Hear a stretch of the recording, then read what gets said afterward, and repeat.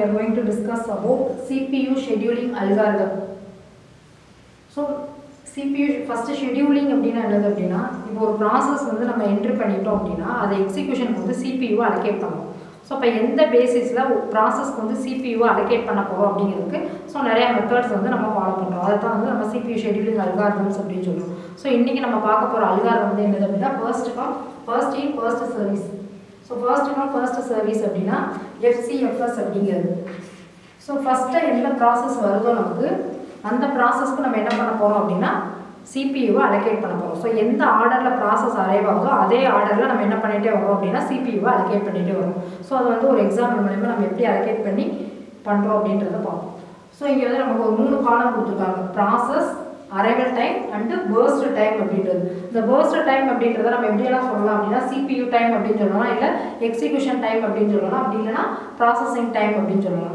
So burst time. So ஒரு process இங்க எக்ஸாம்பிளுக்கு வந்து நான் 4 process எடுத்துக்கிறோம். P1, P2, P3, P4 அப்படினு சொல்லிட்டு. So ஒவ்வொரு process உடைய arrival time கொடுத்திருக்காங்க. P1 அப்படிங்கிறது 0 டைமிங்ல வந்து இது அரைவ் ஆயிருக்கு. P2ங்கிறது 1, P3க்கு வந்து 2, P4 அப்படிங்கிறது 3 செகண்ட்ஸ் வந்து அரைவ் ஆயிருக்கு அப்படிங்கறத கொடுத்திருக்கு. சோ burst டைம் அப்படிங்கிறது ஒவ்வொரு process-ம் அதோட எக்ஸிகியூஷனை கம்ப்ளீட் பண்றதுக்கு எவ்வளவு மில்லி செகண்ட்ஸ் வந்து எடுத்துக்குது அப்படின்றது. இப்போ P1 அப்படிங்கிறது 8 மில்லி செகண்ட். P2 அப்படிங்கிறது அதோட process-ஐ கம்ப்ளீட் பண்றதுக்கு 4 மில்லி செகண்ட்ஸ் வந்து எடுத்துக்குது. P3 அப்படிங்கிறது 9, P4 அப்படிங்கிறது 5 மில்லி செகண்ட்ஸ் வந்து அதோட எக்ஸிகியூஷனுக்கு எடுத்துக்குது. சோ இதான் வந்து நமக்கு எக்ஸாம்பிளுக்கு கொடுத்திருக்கிற ப்ராசசிங் சார்ட். சோ இப்போ இத வச்சு நம்ம என்ன பண்ண போறோம் அப்படினா எப்படி இந்த மெத்தட் யூஸ் பண்ணி நம்ம allocate பண்றாங்க அப்படின்றது. சோ இப்போ இதுல வந்து இத எப்படி எந்த சார்ட் மூலமா ரெப்ரசன்ட் பண்றோம் அப்படினா கான் சார்ட் மூலமா நம்ம என்ன பண்றோம் அப்படினா இந்த process-ஐ வந்து இத சார்ட் மூலமா வந்து நம்ம என்ன பண்றோம் அப்படினா ஐடென்டிஃபை பண்றோம். சோ இப்போ ஃபர்ஸ்ட் வந்து நம்ம 0 ல இருந்து ஸ்டார்ட் பண்ணுவோம். 0 டைமிங்ல எந்த process-மே நமக்கு வந்து உள்ள வந்திருக்காது. சோ ஃபர்ஸ்ட் வந்து 0 ல இருந்து ஸ்டார்ட் பண்றோம். ஃபர்ஸ்ட் நமக்கு எந்த process வந்திருக்கு அப்படினா P1.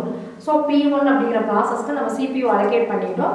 அதோட எக்ஸிகியூஷன் டைமிங் என்ன அப்படினா 8 மில்லி செகண்ட்ஸ். சோ அப்ப 8 அப்படிங்கிறது 0 ல இருந்து 8 மில்லி செகண்ட் வரை நமக்கு என்ன process எக்ஸிக்யூட் ஆயிட்டு இருக்கு அப்படினா P1 அப்படிங்கற process வந்து எக்ஸிக்யூட் ஆயிட்டு இருக்கு.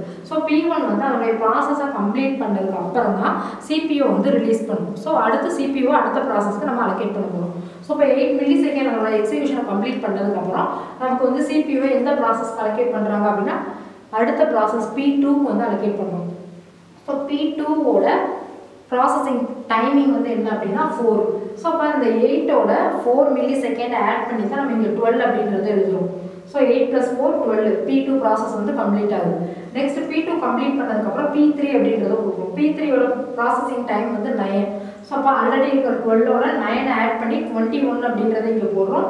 P3ங்கற process-க்கு நம்ம allocate பண்ணியாச்சு. லாஸ்ட் process வந்து என்னது அப்படினா P4. சோ அப்ப P4 ஓட எக்ஸிகியூஷன் டைமிங் வந்து 5. சோ அப்ப 21 ஓட 5 ஆட் பண்ணி தான் இந்த வேல்யூ எழுதணும். 26 அப்படிங்கிறது P4 வந்து நம்ம process-க்கு வந்து allocate பண்ணி எக்ஸிகியூஷன் வந்து கம்ப்ளீட் பண்ணனும். சோ அப்ப 4 process இருக்கு. 4 process-க்கு நம்ம வந்து CPU allocate பண்ணி அதோட எக்ஸிகியூஷன் டைமிங் வந்து கம்ப்ளீட் பண்ணிட்டோம்.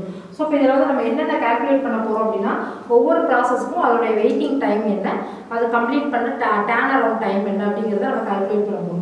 சோ வெயிட்டிங் டைம் அப்படிங்கிறது இப்போ வந்து நமக்கு இங்க 3 காலம் கொடுத்திருக்காங்க. சோ அரைவல் டைம் கொடுத்தனால நம்ம வெயிட்டிங் டைம் வந்து எப்படி கால்குலேட் பண்றோம் அப்படினா நார்மலா இருக்கிற வெயிட்டிங் டைம் மைனஸ் அதோட அரைவல் டைம். இப்போ நார்மல் வெயிட்டிங் டைம் அப்படிங்கறத நம்ம எப்படி மெஷர் பண்றோம் அப்படினா இப்போ இந்த கான் சார்ட்ல ஒவ்வொருக்கும் லெஃப்ட் சைடுல ஒரு ஆரோ டிரா பண்ணிக்கோங்க. சோ இப்போ P1 ஓட வெயிட்டிங் டைம் வந்து 0, P2 ஓட வெயிட்டிங் டைம் வந்து 8, P3 ஓட வெயிட்டிங் டைம் வந்து 12, P4 ஓட வெயிட்டிங் டைம் வந்து 21.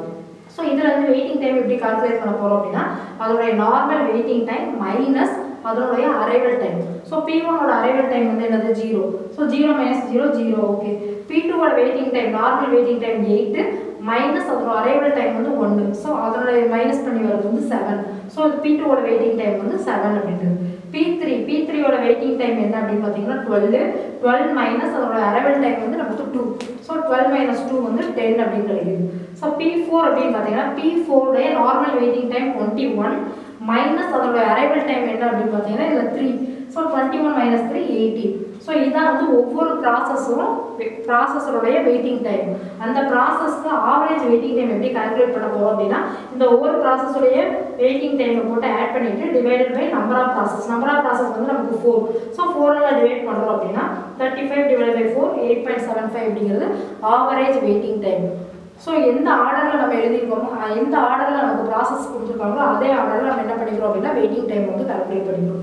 ஸோ நெக்ஸ்ட் என்ன பண்ணுறோம் அப்படின்னா டர்ன் அரவுண்ட் டைம் அப்படிங்கிறத கண்டுபிடிக்கிறோம். ஸோ டர்ன் அரவுண்ட் டைம் அப்படிங்கிறது என்ன அப்படின்னு பார்த்தீங்கன்னா CPU burst time plus waiting time.